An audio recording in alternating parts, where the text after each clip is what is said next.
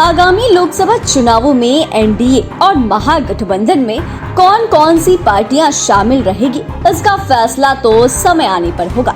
लेकिन कहा जाता है कि सियासत में कोई किसी का सगा नहीं होता। यहाँ कौन कब किसका दोस्त बन जाए और कौन कब किससे दोस्ती तोड़ ले, ये कहा नहीं जा सकता।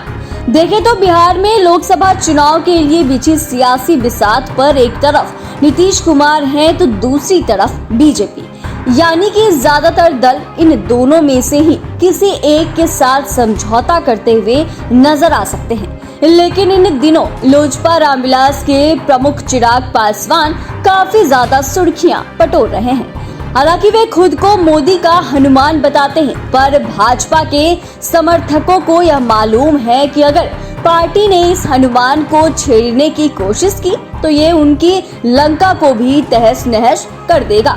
वैसे भी चिराग पासवान ने पिछले बिहार विधानसभा चुनावों के दौरान यह दिखा दिया था कि अगर वे अपनी जिद पर आ गए तो विरोधियों को कितना नुकसान पहुंचा सकते हैं। शायद यही वजह है कि भाजपा चिराग पासवान को काफी गंभीरता से ले रही है। वैसे इन दिनों यह भी चर्चा है कि भाजपा 10 सीटों में से सभी सहयोगियों को निपटाने की कोशिश करेगी। ऐसी स्थिति में लोजपा रामविलास के हिस्से में भी कम ही सीटें आ सकती हैं।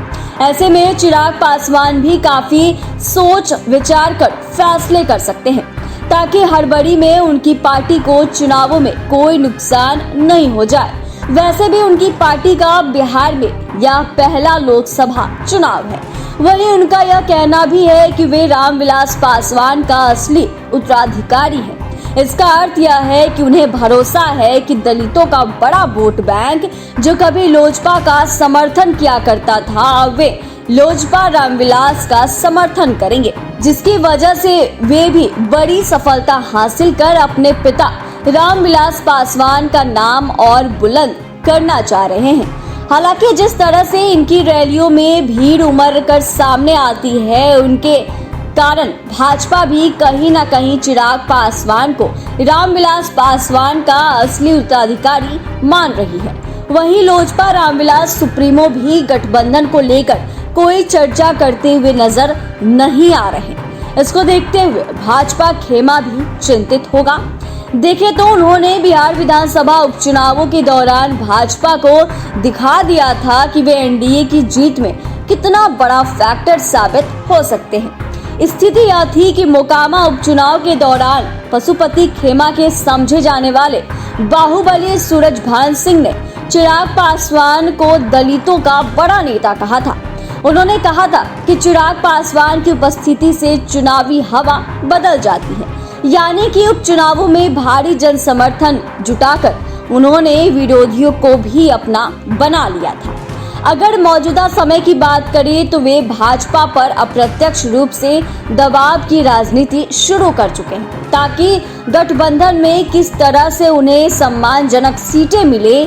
शायद यही कारण है कि चिराग पासवान भले ही नीतीश कुमार के खिलाफ सख्त नजर आते हों, पर वे तेजस्वी यादव के प्रति नरम दिखते हैं। इसका एक छोटा सा उदाहरण इफ्तार पार्टी है, जहां चिराग पासवान ने नीतीश की पार्टी से किनारा किया, लेकिन तेजस्वी यादव के द्वारा आयोजित इफ्तार पार्टी में शामिल हुए। वहीं कई मौके पर वह तेजस्वी यादव को अपना छोटा भाई कहते हुए नजर आए।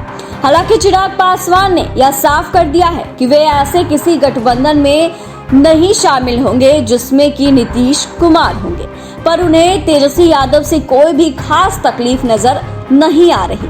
ऐसे में चिराग पासवान आने वाले समय में कोई भी बड़ा फैसला कर सकते हैं। अब देखना यह है कि आगामी चुनावों में लोजपा रामविलास प्रमुख किसके साथ गठबंधन करते हैं।